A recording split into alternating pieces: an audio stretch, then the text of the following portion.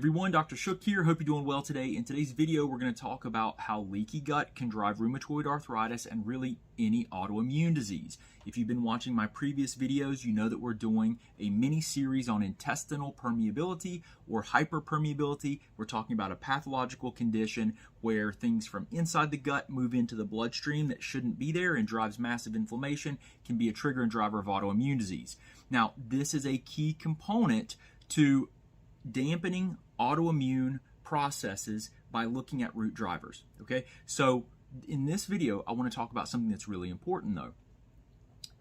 You can actually have an inflammatory response to foods, as an example, which is something common with leaky gut, with true leaky gut, where food proteins, as they're digesting, move into the bloodstream before they should be there. Foods can start to drive significant inflammatory responses. Well, a lot of people, and when I first started working with functional immunology and functional medicine, people would come to me and they would show me lab tests that they have, and they'd say, look, I have all these food sensitivities and food allergies.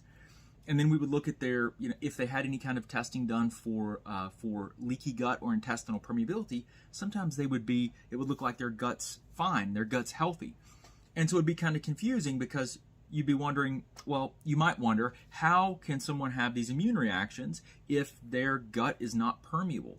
But the reality is that what we know now about the intestinal lining is that it is an immune system barrier that is under constant immune system surveillance.